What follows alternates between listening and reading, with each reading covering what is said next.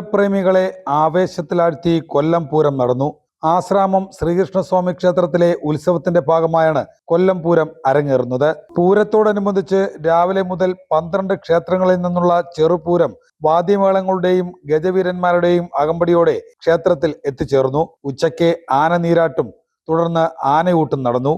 കെട്ടുകാഴ്ചയ്ക്ക് ശേഷം താമരക്കുളം മഹാഗണപതി ക്ഷേത്രത്തിന്റെയും പുതിയകാവ് ഭഗവതിയുടെയും തിടമ്പേറ്റിയ ഗജവീരന്മാരുടെ നേതൃത്വത്തിൽ തിരുമുമ്പിൽ കുടമാറ്റം നടന്നു. ആറാട്ട് എഴുന്നള്ളിപ്പിന് ശേഷം ഗജവീരന്മാരെല്ലാം പൂരം നടക്കുന്ന ആശ്രാമം മൈതാനത്തേക്കെത്തി. ആനകൾ മൈതാനത്തേക്ക് എത്തുന്നതിന് മുമ്പ് തന്നെ കാണികളെ കൊണ്ട് മൈതാനം അക്ഷരാർത്ഥത്തിൽ പൂരപ്പറമ്പായി കഴിഞ്ഞിരുന്നു. പൂരത്തോടനുബന്ധിച്ച് നടന്ന പൊതുസമ്മേളനം ധനമന്ത്രി KN ബാലഗോപാൽ ഉദ്ഘാടനം ചെയ്തു. ഉത്സവമായി കൊല്ലം പൂരത്തെ നമുക്ക് മാറ്റാൻ കഴിഞ്ഞു. ഏറ്റവും നമുക്ക് അഭിമാനിക്കാവുന്ന കാര്യം, കേരളത്തിലെ ഏറ്റവും വലിയ മൈതാനം നമ്മുടെ കൊല്ലത്തിന്റെ സ്വന്തമായിട്ടുള്ളതാണ് ആശ്രാമം മൈതാനം. ആശ്രാമം മൈതാനത്തിന് സംഘടിപ്പിക്കാൻ കഴിയുന്നു എന്നുള്ളത് മറ്റേതൊരു സ്ഥലത്തേക്കാളും അധികമായി നമുക്കുള്ള ഒരു പ്രത്യേകതയാണ്. അപ്പൊ ഇത്രയും മനോഹരമായ ഈ മൈതാനത്ത് ഒരു സമയത്ത് ആദ്യം തിരുവിതാംകൂർ വിമാനം ഇറങ്ങിയ സ്ഥലം ഈ ആശ്രാമം മൈതാനമാണ്. ചെറിയ വിമാനമാണ് ആദ്യമായി തിരുവിതാംകൂർ വിമാനം ഇറങ്ങിയ സ്ഥലം, യാത്രാ വിമാനം ഇറങ്ങിയ സ്ഥലം നമ്മുടെ കൊല്ലം ആശ്രാമം മൈതാനമാണ്. അതിനുശേഷമാണ് തിരുവനന്തപുരത്തേക്ക് പോകുന്നത്, ആദ്യം സർവീസ് ആരംഭിച്ചത്.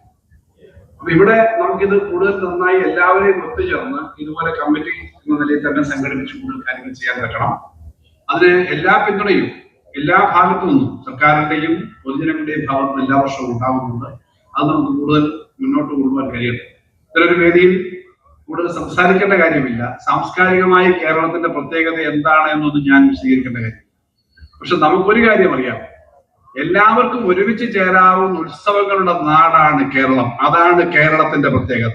മന്ത്രി J. Chinchurani, mayor AK Hafeez, Devaswom board member K. Raju, deputy mayor Udaya Karumali Sukumaran, BJP west ജില്ലാ പ്രസിഡന്റ് S. പ്രശാന്ത്, വിവിധ രാഷ്ട്രീയ പാർട്ടികളുടെ നേതാക്കൾ, കൗൺസിലർമാർ തുടങ്ങിയവർ സമ്മേളനത്തിൽ പങ്കെടുത്തു. തുടർന്ന് പാണ്ടിമേളം തുടങ്ങിയതോടെ താമരക്കുളം മഹാഗണപതിയുടെയും പുതിയകാവ് ഭഗവതിയുടെയും തിടമ്പേറ്റിയ ഗജവീരന്മാരുടെ നേതൃത്വത്തിൽ 11 ആനകൾ വീതം മുഖാമുഖം അണിനിരന്ന് കുട നിവർത്തി. പാണ്ടിമേളത്തിന് കാണികളും ചുവടുവെച്ചതോടെ മൈതാനത്ത് പിന്നീട് പൂര കാഴ്ചകളായി.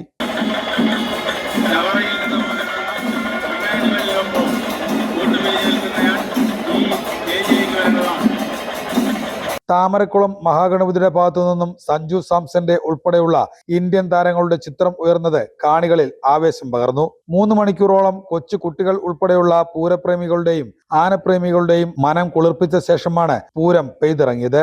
തൃശൂർ പൂരം കഴിഞ്ഞാൽ പൂരം നടക്കുന്ന ഏക ജില്ലയാണ് കൊല്ലം. അതുകൊണ്ട് തന്നെ ഓരോ വർഷവും പൂരം നടക്കുന്ന ആശ്രാമ മൈതാനത്തേക്കെത്തുന്ന പൂരപ്രേമികളുടെ എണ്ണത്തിൽ വൻ വർധനയാണ് ഉണ്ടാവുന്നത്.